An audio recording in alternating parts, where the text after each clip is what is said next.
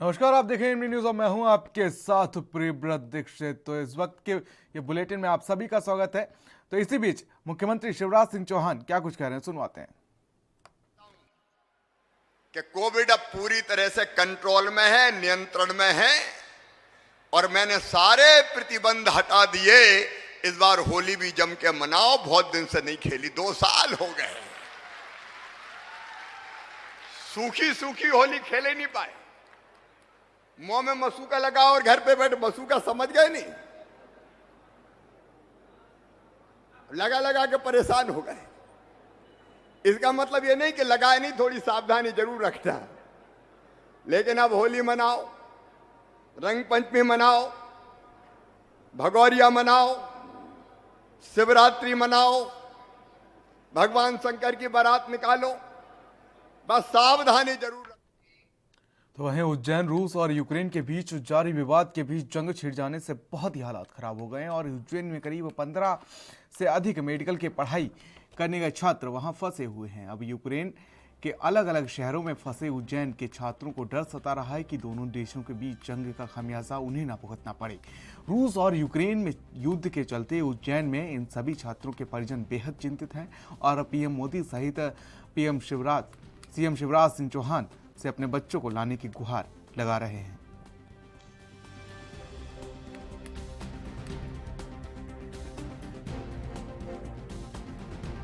चिंताजनक स्थिति बनी है हर माँ बाप के लिए। हम भारत सरकार से निवेदन है कि जल्द से जल्द सारे बच्चों को बुलाया जाए। 15 से 20 बच्चे उज्जैन प्रॉपर के हैं, एमपी के 200-300 बच्चे होंगे, ऑल ओवर इंडिया के 18 से 20 हज़ार बच्चे हैं। तो भारत सरकार से यही है कि बच्चों को फ्लाइट का अरेंजमेंट करके और जल्द से जल्द लाया जाए। गुड़िया की अपनी फ्लाइट भी थी, वो किस कारण से कैंसिल हो गई? ऐसा टीवी के माध्यम से मालूम पड़ा है कि वहाँ पे रूस ने कब्जा कर लिया क्यू के एयरपोर्ट पे। वहाँ से उन बच्चों की फ़्लाइट थी 25 तारीख की और मतलब 23 तारीख से सारी फ़्लाइटें वहाँ की रद्द कर दी गई। क्या हो आपको लग रहा है कि वहाँ पे सिचुएशन ऐसी है, आप लगातार वो गुड़िया से आपकी बात कर रहे हैं, उसके संपर्क में हैं, बार बार सिग्नल भी हो रहे हैं, तो आपको क्या लग रहा है अब आगे? ऐसा नहीं हो कल से बच्चों से बात होना ही बंद हो जाए, सबसे मेन चिंता कारण वो है। उस वजह से हर माँ बाप की टेंशन और चिंता फिक्र बढ़ जाएगी। कितने दिन के लिए अभी गुड़िया आई थी और अभी वापस गई हैं? गुड़िया 1 महीने के लिए आई थी और अभी गुड़िया 10-11 तारीख को ही गई है। कौन सी यूनिवर्सिटी में? वहाँ पे Ternopil university, Ternopil medical university में गुड़िया।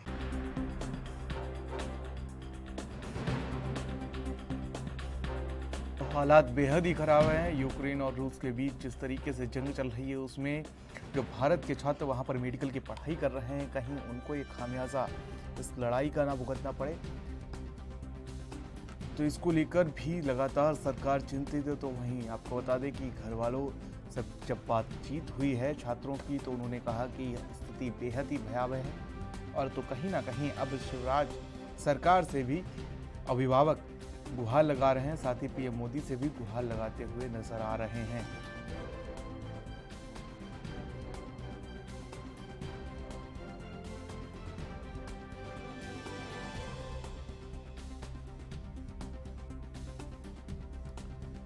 तो जिस तरीके की तस्वीरें सामने आ रही हैं वो सच में भयावह है। तो कहीं भारत के जो भी छात्र, लगभग 18,000 छात्र यूक्रेन में शिक्षा ले रहे हैं, तो स्थिति बेहद ही भयावह बनी हुई है।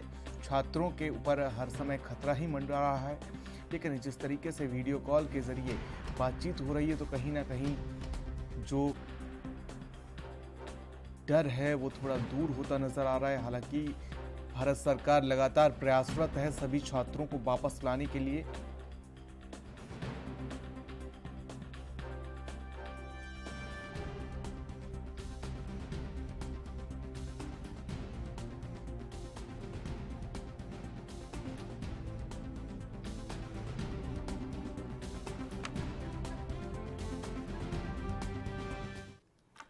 तो जिस तरीके से रूस और यूक्रेन के बीच युद्ध लगातार जारी है, ऐसे में भारत के जो भी छात्र वहां फंसे हुए हैं सच में डरे सहमे हुए हैं और इसी को लेकर उज्जैन से भी कुछ छात्र वहां पर फंसे हुए हैं। हमारे साथ वीरेंद्र संवाददाता हमारे साथ उज्जैन से लाइव जुड़ चुके हैं। वीरेंद्र, आपकी जब बातचीत हुई है माता पिता से उनके, तो किस तरीके का भय है उनके अंदर, क्या कुछ उनके अंदर चिंताएं हैं? वीरेंद्र सर, उनसे वो भारी चिंता है और भयभीत भी नजर आ रहा है, क्योंकि कुछ लोगों की बच्चियां अभी कुछ दिन पहले ही वहाँ पहुंची थी और उसके बाद में एकदम ऐसा माहौल क्रिएट हो गया जिसको लेकर वो काफी परेशान नजर आ रहे हैं और वो चाह रहे हैं सरकार से किसी प्रकार से उनके बच्चे यहाँ वापस आ जाएं और उनका कहना भी यही है कि सरकार को इसका तुरंत मदद करना चाहिए। और दूसरी बात इसके अंदर एक चोट थी कि जो कॉलेज था वो कॉलेज के लोग ऑफलाइन परीक्षा लेने को तैयार नहीं थे और उसमें ऑफलाइन परीक्षा लेने का और ऑनलाइन लेने को तैयार नहीं हो रहे थे। इसके कारण जो छात्र है और जो छात्र है वो वहाँ रह गए थे, जिसमें आज उज्जैन के करीब 17 से 20 बालक ऐसे हैं जो काफी परेशान हो रहे हैं और जिन्होंने कल जो उज्जैन में एक बड़ा कार्यक्रम था उसमें केंद्रीय मंत्री नितिन गडकरी जी और सीएम शिवराज सिंह चौहान भी पहुंचे थे, जहाँ पर वो पालक शिक्षकों से मिलना भी चाह रहे थे,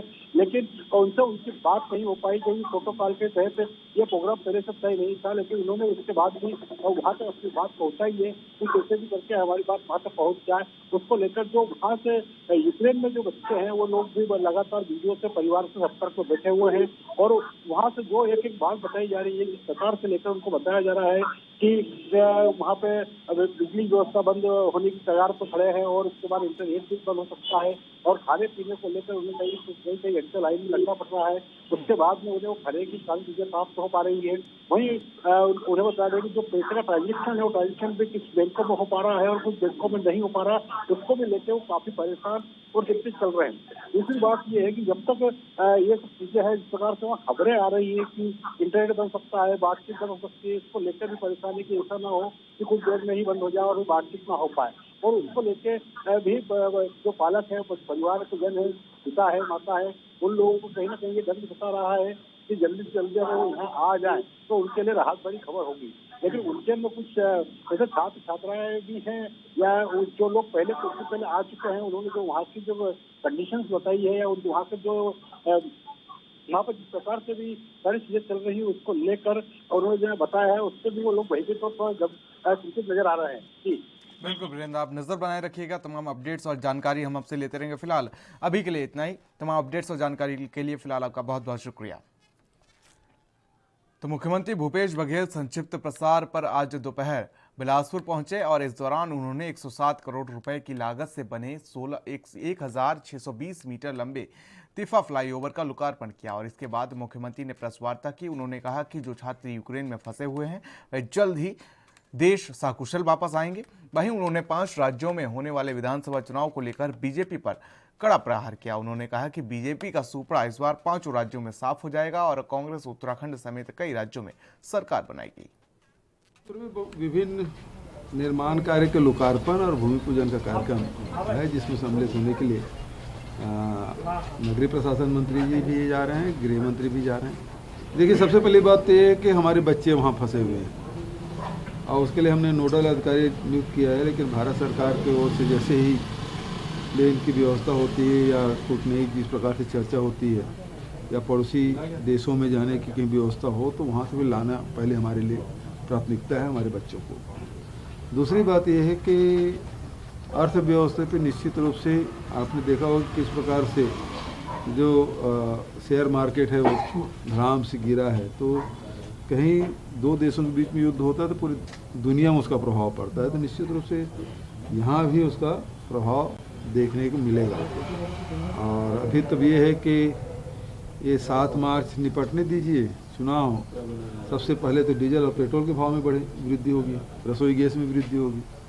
तो सबसे पहले तो चुनाव प्रभाव ये दिखेगा, युद्ध का प्रभाव तो बाद में पता चलेगा क्या क्या होता है क्या नहीं होता। यूक्रेन ऐसा देश है जहाँ से पेट्रोलियम पदार्थ भी है, पाइपलाइन भी गुजरी है, यूरोपियन कंट्री भी गया है, अमेरिकन कंट्री में गया है, तो उसका प्रभाव तो अब किस प्रकार से होगा, कितने दिन युद्ध चलेगा, उसका क्या रिजल्ट आता है। देखिए, हम लोग तो ये है कि गोवा में हमको हमारी सरकार बनने की पूरी संभावना है, उत्तराखंड में भी हमारी संभावना है, पंजाब हम अपनी सरकार बचा लेंगे, मणिपुर में भी हमारी सरकार बनेगी। भारतीय जनता पार्टी यूपी बचा सकती है नहीं बचा सकती ये देखने की बात है। और मुझे लगता है कि 4 चरण के चुनाव संपन्न हो गए, भारतीय जनता पार्टी तो गई। बहुत ज़्यादा भारी पड़ना। देखिए, लोकसभा में राहुल जी ने जो भाषण दिया है वो बहुत ऐतिहासिक भाषण है और आज हमारे पड़ोसी देशों के साथ जो हमारे संबंध चाहे वो बांग्लादेश हो, चाहे भूटान हो, चाहे वो नेपाल हो, चाहे वो श्रीलंका हो, पाकिस्तान से पहले ही खराब थे। लेकिन इन देशों के साथ भी हमारे संबंध वैसे नहीं हैं जैसे होना चाहिए, या जैसे पहले थे वैसे अब नहीं है। तो ये बड़ी रणनीतिक इसको असफलता कह सकते हैं कि हम अपने पड़ोसी देशों से हमारे संबंध अच्छे नहीं हैं। और रूस से हमारा बहुत बढ़िया संबंध रहा है पहले से, लेकिन अब वैसी गर्माहट पहले जैसे नहीं रही। तो इसे तो जो राहुल जी जो बोल रहे हैं वो बिल्कुल सही कह रहे हैं कि ये रणनीतिक चूक तो दिखाई देता है। ये तो ऐसा है कि अपने विरोधियों को इस प्रकार से प्रताड़ित करने का काम ये लोग कर रहे हैं। चुनाव होने के बाद हो सकता है छत्तीसगढ़ में फिर एक आध दो दौरा हो इनका, आईटी, ईडी, इनका फिर से एक आध दौरा हो, तो ये लोग तो बर्दाश्त ही नहीं कर सकते ना, मतलब असहमति का बिल्कुल तो वहीं मुख्यमंत्री भूपेश बघेल उत्तर प्रदेश के चुनावी दौरे से लौट आए हैं और रायपुर लौटते ही सीएम ने सरकारी कर्मचारियों को पुरानी पेंशन बहाल करने की संकेत भी दे दिए हैं। सीएम ने कहा कि राज्य की वित्तीय स्थिति की समीक्षा के बाद जो संभव हो पाएगा वो करेंगे और उन्होंने प्रधानमंत्री नरेंद्र मोदी को 10 मार्च के बाद छुट्टा पशुओं के बारे में निर्णय लेने के लिए बात कही है। साथ ही भूपेश बघेल ने कहा कि क्या करोगे, छत्तीसगढ़ मॉडल को कॉपी करोगे। वहीं सीएम बघेल ने रायपुर के एयरपोर्ट पर गोधन न्याय योजना की आलोचना करने वाले छत्तीसगढ़ के भाजपा नेताओं पर पलटवार किया है। उन्होंने कहा कि तब ये लोग गोबर को राजकीय चिन्ह बनाने का सुझाव दे रहे थे, आज उसके नेता और हमारे प्रधानमंत्री कह रहे हैं कि 10 मार्च के बाद निर्णय लेंगे। वहीं सीएम ने कहा कि गोबर खरीदने की बात है तो हम यहाँ गोबर खरीद रहे हैं और उससे गर्मी कंपोस्ट, साथ ही दिया, बिजली, गमला, गोष्ठी बना रहे हैं।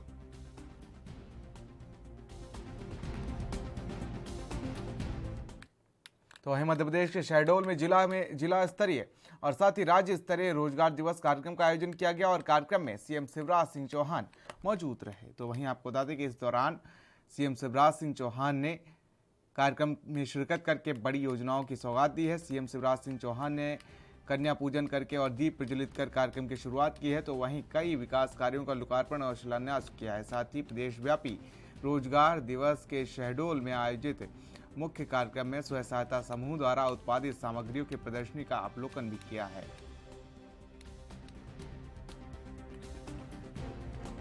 लेकिन कोरोना जा रहा है और अब रोजगार लेके मामा आ रहा है। भारतीय जनता पार्टी की सरकार आ रही है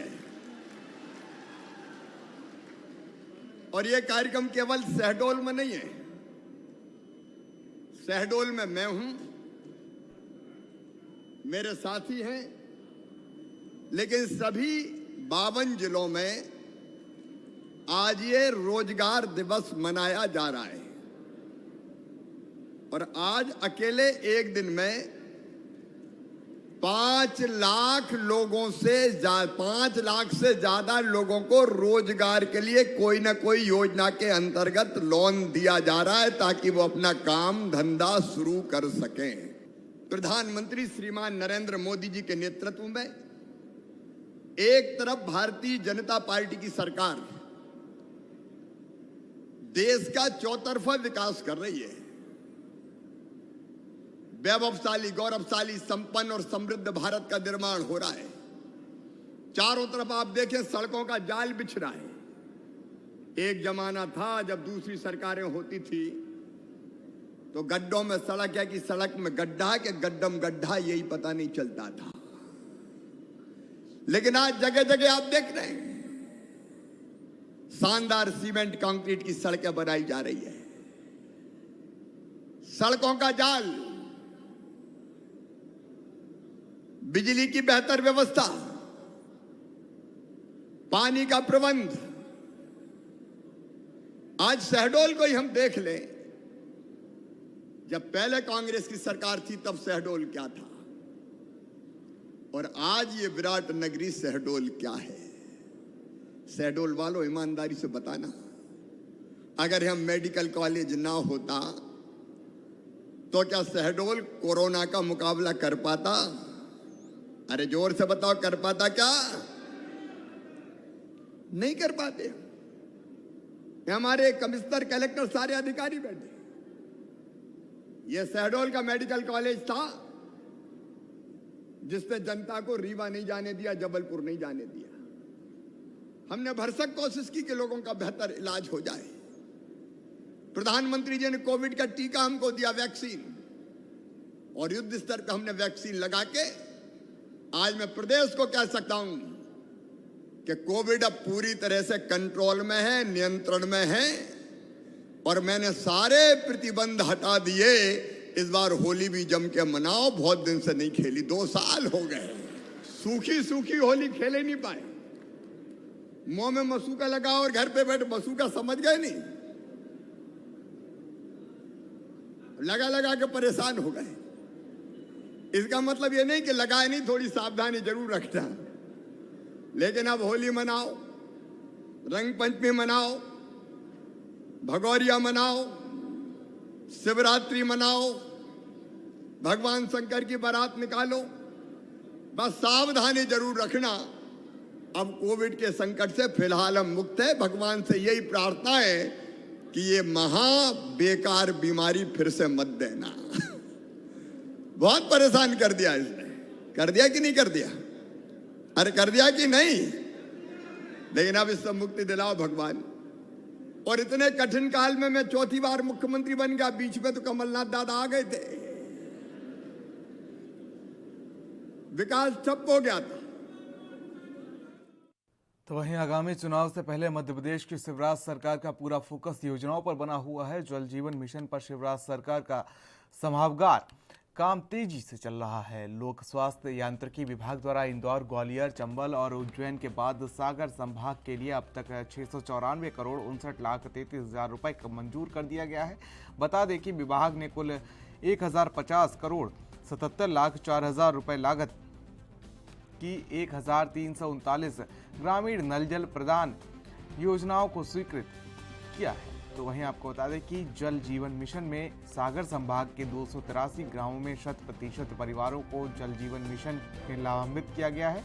संभाग के प्रत्येक गांव के हर परिवार को मिशन का लाभ देने के उद्देश्य से सागर संभाग के 694 करोड़ 559 लाख तो वहीं 33,000 करोड़ रुपए लागत की 767 जल संरचनाओं का कार्य त्वरित गति से जारी है। जल जीवन मिशन में सागर संभाग के सागर जिले के 404, टीमकगढ़ के 135, छतरपुर के 103, पन्ना के 74, दमोह जिले के 51 जल प्रदान की नवीन तथा रेट्रोफिटिंग योजनाओं का कार्य प्रगति पर है। तो वहीं मध्य प्रदेश की शिवराज सरकार अपना वादा पूरा करती नजर आ रही है। मध्य प्रदेश सरकार राज्य कृषि विपणन बोर्ड अंतर्गत कृषि उपज मंडी के कार्यरत कर्मचारियों के निधन के बाद परियोजनाओं को अनुकंपा नियुक्ति देने को लेकर पूरी तरीके से प्रमाण पत्र जारी कर रही है। तो वहीं इसमें सहायक ग्रेड 3, भ्राते और चौकीदार के पद शामिल हैं। तो वहीं शिवराज सरकार में कृषि मंत्री कमल पटेल ने मंडी बोर्ड कार्यालय में 13 अभ्यर्थियों को अनुकंपा नियुक्ति प्रमाण पत्र प्रदान किए हैं। इन्हें सहायक ग्रेड 3 और 9 पदों को भृत्य और चौकीदार और साथ ही 4 पदों को अनुकंपा नियुक्ति पत्र प्रदान किए गए हैं।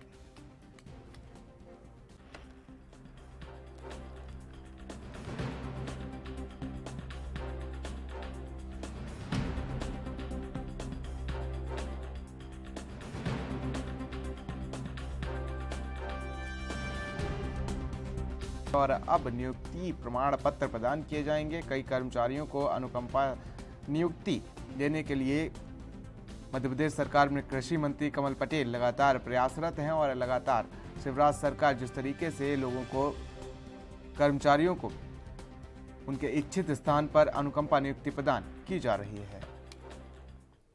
तो वहीं मध्य प्रदेश शासन में गृह मंत्री नरोत्तम मिश्रा देर रात जबलपुर पहुंचे, जहां आज सुबह उनके मिलने भाजपा के जनप्रतिनिधि और समाज के लोग पहुंचे। उनसे मिलने सर्किट हाउस में गृह मंत्री ने सबसे पहले जिले के कलेक्टर और पुलिस अधीक्षक से मुलाकात की और इसके पश्चात विभिन्न संगठनों से जुड़े लोगों ने गृह मंत्री से मिलकर उन्हें समस्याओं के बारे में जानकारी दी। इस दौरान बीजेपी नगर अध्यक्ष GS ठाकुर, जय सचदेवा और तमाम लोगों ने उनसे मुलाकात की। वहीं नरोत्तम मिश्रा ने कहा कि नेता सुभाष चंद्र बोस के सम्मान में अब उनके उसी बैरक को संग्रहालय बनाया गया है। संग्रहालय में नेताजी की जुड़ी ऐतिहासिक वस्तुओं का अनमोल संग्रह देखकर नेताजी के लिए अगाध श्रद्धा का भाव और दृढ़ हो गया है।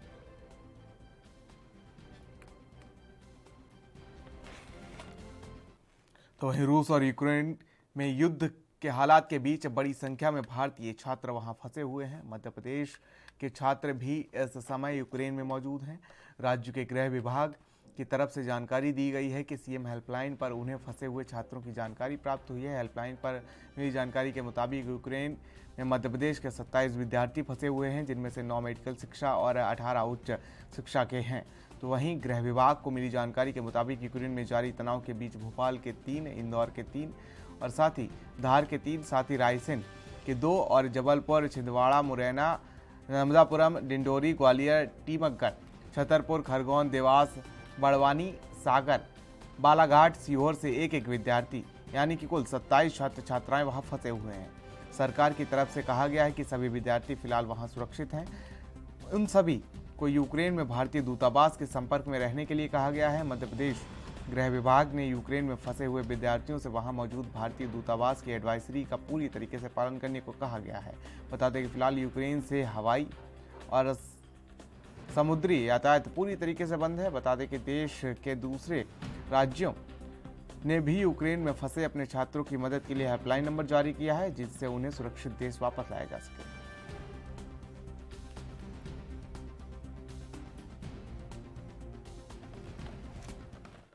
तो वहीं मध्य प्रदेश में जल्द 4.5 लाख पेंशनर्स को राहत मिल सकती है। दरअसल उनके महंगाई राहत को एक बार फिर से बढ़ाया जा सकता है। इस मामले पर मध्य प्रदेश के मुख्यमंत्री शिवराज सिंह चौहान ने निर्देश जारी किए हैं, जिसके बाद वित्त विभाग ने छत्तीसगढ़ सरकार को महंगाई राहत में वृद्धि करने के लिए पत्र लिखा है। अब इस मामले में छत्तीसगढ़ सरकार से सहमति बनने के बाद महंगाई राहत में वृद्धि की घोषणा की जा सकती है। बता दें कि लंबे समय से प्रदेश के पेंशनर्स कर्मचारी को समान महंगाई राहत की मांग कर रहे हैं। हालांकि मध्य प्रदेश की सरकार भी इससे सहमत है, लेकिन छत्तीसगढ़ सरकार की सहमति बीच में रोड़े अटका रही है। इस मामले में छत्तीसगढ़ सरकार को वित्त विभाग ने पत्र लिखा है, जिसके बाद प्रदेश के 4.5 लाख पेंशनर्स के महंगाई राहत में 3% की वृद्धि की जा सकती है।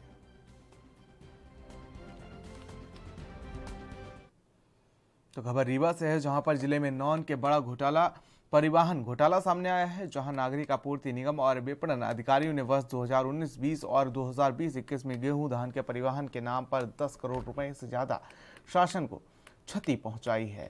तो वहीं इसी को लेकर आपको बता दें कि हालांकि दबी जुबान जांच अधिकारियों का दावा है कि खेल वर्ष 2013-14 से चल रहा है और ओवरऑल में अगर पूरे मामले की जांच की जाए तो 50 से 80 करोड़ रुपए का परिवहन घोटाला हो सकता है। यह दावा है कि रीवा प्रभारी जिला प्रबंधक संजय सिंह या आउटसोर्स कर्मचारी पूजा शुक्ला सहित अन्य जिम्मेदारों के साथ मिलकर वास्तविक पूरी दूरी को हेरफेर कर परिवहनकर्ता को आर्थिक लाभ दिया है तथा तत्कालीन रीवा कलेक्टर की जांच में करोड़ों रुपए की वित्तीय अनियमितता पाई गई थी। दरअसल जांच अधिकारियों ने जो रिपोर्ट शासन को सौंपी है उसमें मऊगंज सेक्टर के गंगा विपणन सहकारी समिति नाईगढ़ी के घूमा कैंप की वास्तविक दूरी 22 किलोमीटर थी, लेकिन नागरिक आपूर्ति निगम और विपणन अधिकारियों ने 45 किलोमीटर दूरी दर्ज की और मतलब 23 किलोमीटर की ज़्यादा परिवहनकर्ता को भुगतान कर दिया। वहीं 2021 की बात करें तो 16,174 किलोमीटर परिवहनकर्ता ने समितियों से कई गेहूं और धान के उठाव पर कैंप में रखा है।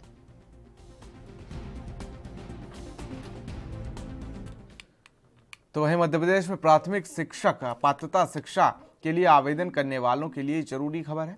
दरअसल कर्मचारी चयन बोर्ड ने आज शिक्षक पात्रता परीक्षा के लिए एडमिट कार्ड जारी कर दिए हैं। ऐसे में परीक्षा के लिए आवेदन करने वाले अभ्यर्थी बोर्ड की आधिकारिक वेबसाइट में विजिट करके एडमिट कार्ड डाउनलोड कर सकते हैं और परीक्षा का आयोजन 5 मार्च 2022 से शुरू होगा और यह परीक्षा ऑनलाइन मोड से आयोजित की जाएगी। बता दें कि 2 शिफ्ट में आयोजित होने वाली प्राथमिक शिक्षक पात्रता परीक्षा का आयोजन राज्य के 16 जिलों में किया जाएगा और इस परीक्षा में शामिल होने के लिए 10 लाख से ज़्यादा अभ्यर्थियों को शामिल किया जाएगा। तो वहीं आपको बता दें कि इसमें 10 लाख से ज़्यादा लोगों ने आवेदन भी किया था। इस परीक्षा के लिए आवेदन दिसंबर 2020 में किए गए थे।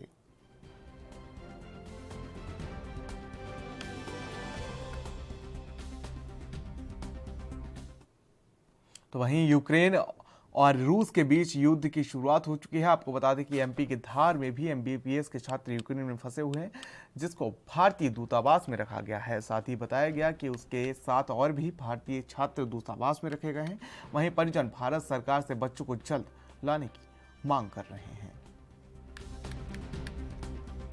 बोला हम लोग यहाँ सुरक्षित है, असेंबली में पहुँच गए हैं और यहाँ पर 250-300 छात्र हैं। भारतीय दूतावास में पहुँच हाँ गए। हाँ। क्या नाम है बेटे का आपके? यश वर्मा। तो वहाँ क्या कर रहे हैं? वो एमबीबीएस की पढ़ाई के लिए गए थे। अच्छा, चौथा साल था उनके साल।